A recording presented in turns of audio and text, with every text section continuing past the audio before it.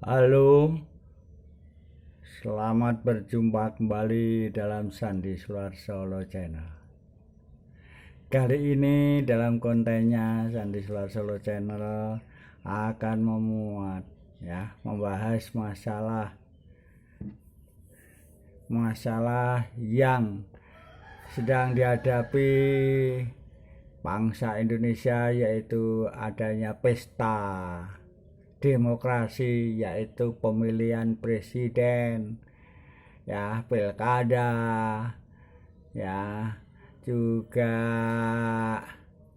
di sini pemilihan wakil rakyat, DPR, DPRD 1 dan DPRD 2, maksud saya provinsi dan kota dan kabupaten, Jadi ini saat-saatnya semua partai politik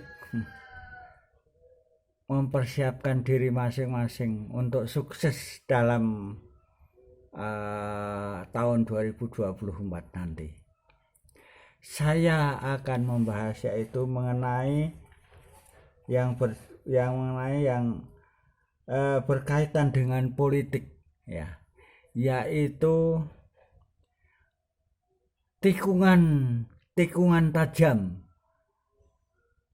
dalam partai politik di Indonesia dalam menghadapi pesta demokrasi tahun 2024.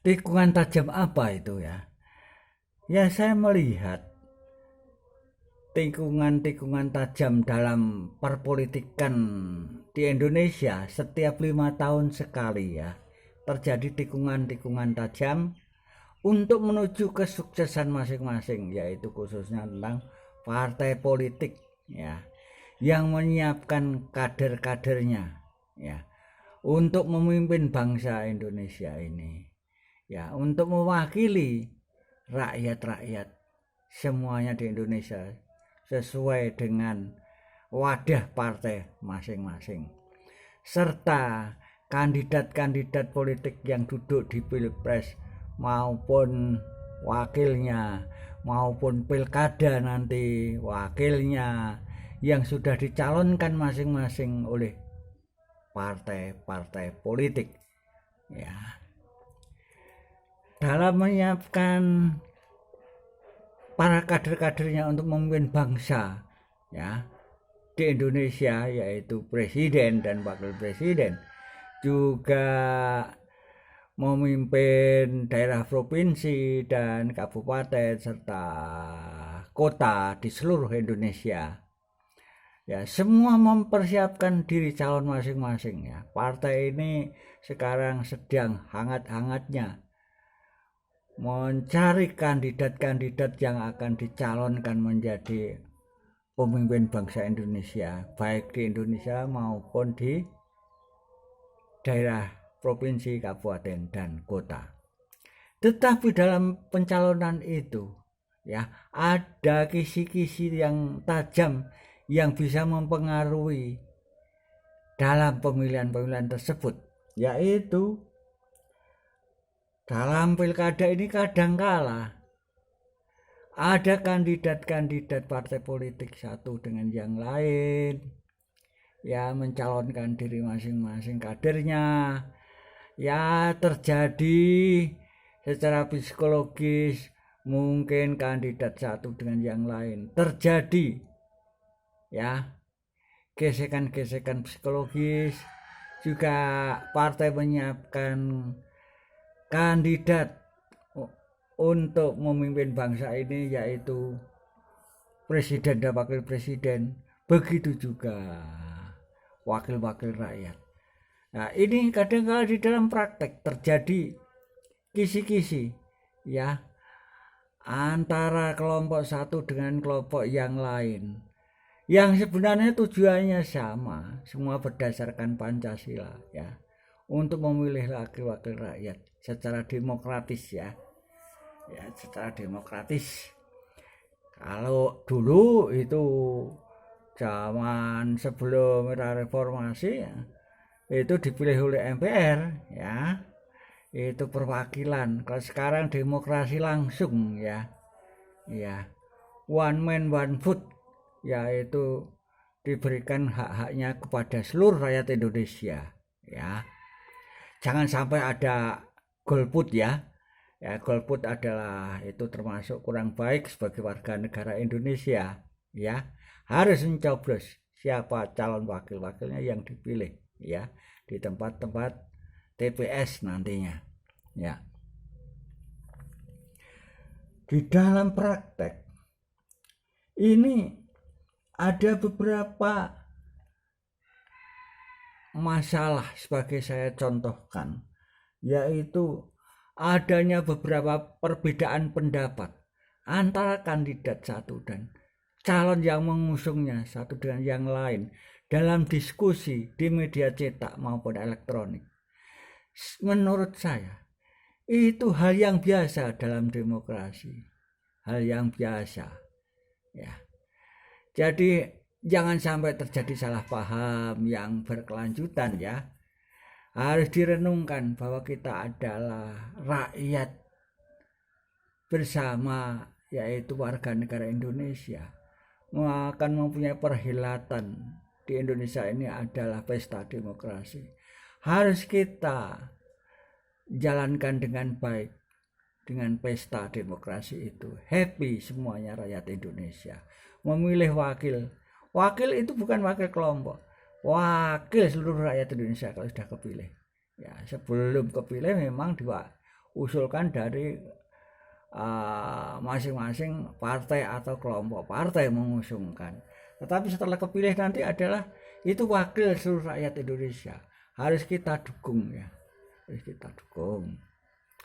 Karena semuanya tujuannya ada untuk mensejahterakan rakyat Indonesia. Jadi siapa yang kepilih itu tujuannya untuk mensejahterakan seluruh rakyat Indonesia. Karena presiden sebagai kepala negara, sebagai kepala pemerintahan, ya, sebagai kepala pemerintahan baik membangun pembangunan bangsa Indonesia dari Sabang sampai Merauke, ya.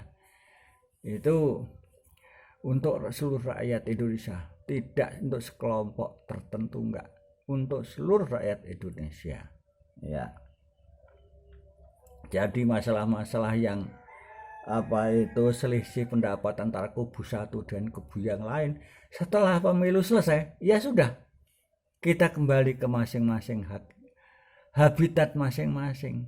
Kita kembali, kita rukun, kita harus merangkul bahwa kita adalah rakyat Indonesia. Selanjutnya adalah adanya calon presiden satu dengan yang lain.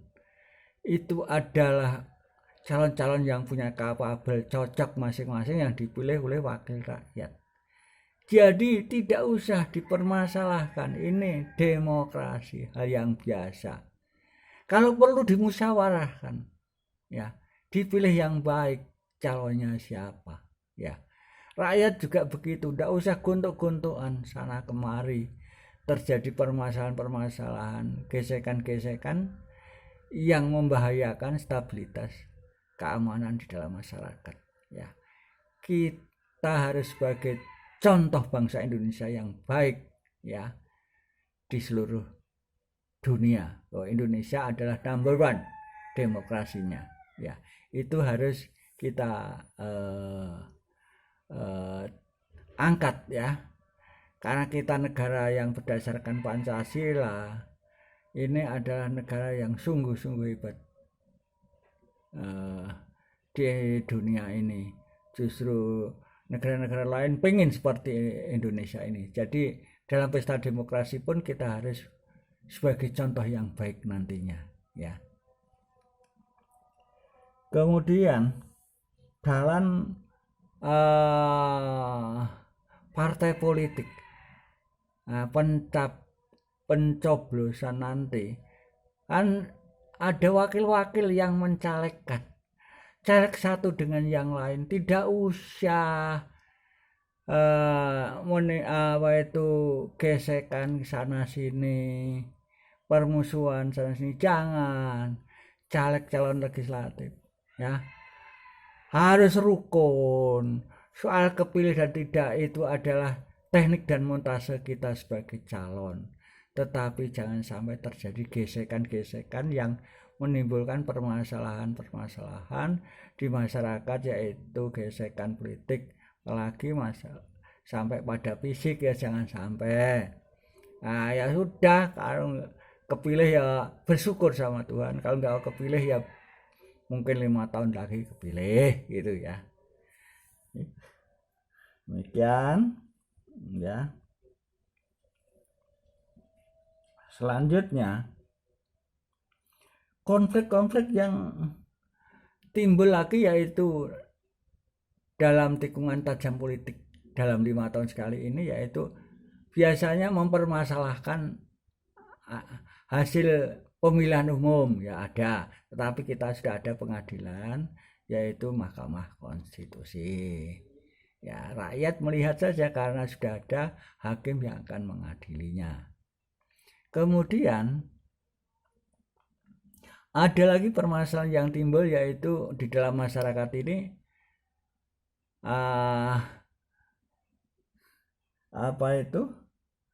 masyarakat menolak rencana undang-undang tertentu ya yang dibahas, yang diajukan DPR, ditolak. Terjadi demo-demo di jalan, ya enggak usah demo ya di jalan-jalan, apalagi terjadi anarkis ya, itu tidak boleh ya.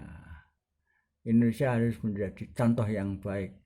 Kalau menyampaikan permasalahan, sampaikan kepada wakil rakyat. Kita punya wakil di DPR RI, di DPR provinsi, di DPR kota atau kabupaten. Ini salurkan saja, nanti wakil rakyat yang akan menyalurkan ke instansi-instansi yang terkait masalah pembuatan undang-undang. Ya, nanti bisa dipanggil permasalahannya apa, secara tertulis begini, penjelasannya seperti ini. Nah, nanti bisa saja wakil yang dipanggil untuk menjelaskan apa maunya. Ini harus kita menciptakan suasana yang kondusif di Indonesia. Ya, kurangi demo di jalan-jalan. Harus ketemu wakil rakyat, menyampaikan permasalahannya apa. Ya.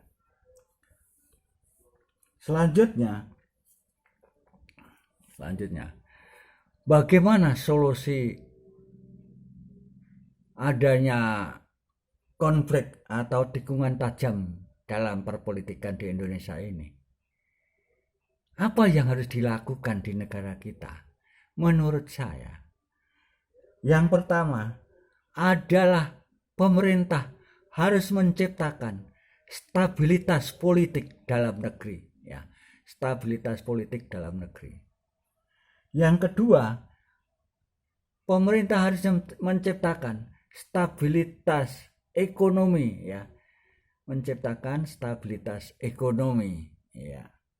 Yang ketiga yaitu pemerintah harus menciptakan suasana yang kondusif di masyarakat, ya, suasana kondusif di masyarakat, ya, yaitu suasana sosial, ya, yang di Indonesia harus kondusif, ya, tidak boleh masyarakat resah dan sebagainya, harus segera ditangani, ciptakan kondisi yang stabil di masyarakat.